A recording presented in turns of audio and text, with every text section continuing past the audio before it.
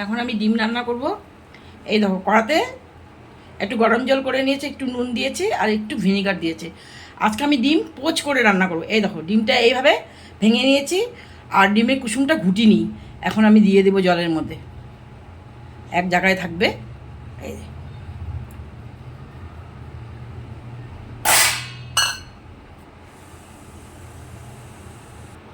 Hello বন্ধুরা, দেখো আমার ডিমটা পোচ হয়ে গেছে।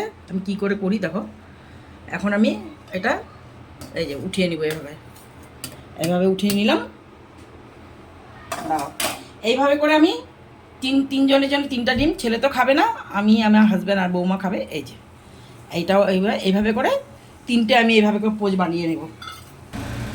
দেখো বন্ধুরা, একটু পোচ করে উঠিয়ে নিয়েছি। বেশি মানুষ হলে বেশ কয়েকটা বানালে ভালো লাগে, কিন্তু আমরা খাবো ওই 3জনে। এখন দেখো পেঁয়াজ জিরি করে কেটে রেখেছি। তেল আমার গরম হয়ে গেছে, দিয়ে দেবো। এই জায়গা পেঁয়াজ খানিকটা বেশি লাগবে, দিয়ে দিচ্ছি সব।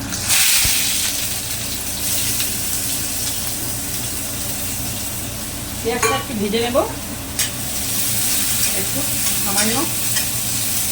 দেখো বন্ধুরা, আমার পেঁয়াজটা এই যে লাল লাল হয়ে গেছে, ব্রাউন কালার হয়ে গেছে। এখন আমি এটাতে দিচ্ছি হলো, এই দেখো কাঁচা লঙ্কা আর আদা আর হচ্ছে রসুন, এগুলো পেস্ট করে রেখেছি, দিয়ে দিচ্ছি। আর সমস্ত এটা দিয়ে দিচ্ছি। ঝালের জন্য কাঁচা লঙ্কা দিয়েছি।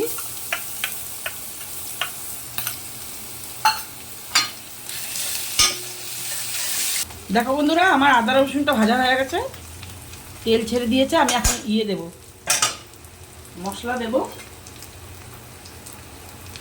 এটাতে হলুদ, কাশ্মীরি লঙ্কার গুঁড়ো আর জিরার গুঁড়ো একসাথে জল দিয়ে গুলিয়ে নিয়েছি, এটা দিয়ে দিব।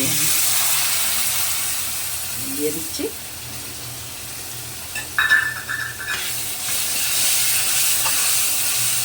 এটা মশলাটা ফ্রাই হয়ে গেছে, এখন জল দিয়ে দিব একটু, বাটি ধোয়া জল দিচ্ছি। নুন দিতে লাগবে, দাঁড়াও, নুন হিসাব মতো, কিন্তু শুকনো শুকনো হবে তো, আমি নুন দিয়ে দেবো।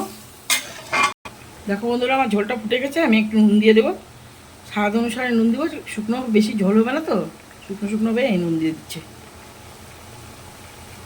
দেখো বন্ধুরা, ঝোল ফুটে গেছে। আমি এখন এইভাবে একটা একটা করে সব ছেড়ে দেবো ঝোলের মধ্যে, আর নাড়বো না।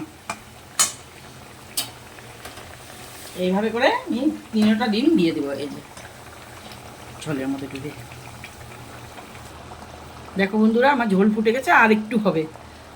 দেখো বন্ধুরা, আমার পোচ করে ডিমের কারিটা আমার হয়ে গেছে। এখন এই দেখো, এখন আমি এটা দেবো, শাহি গরম মশলা একটু দিয়ে দেবো।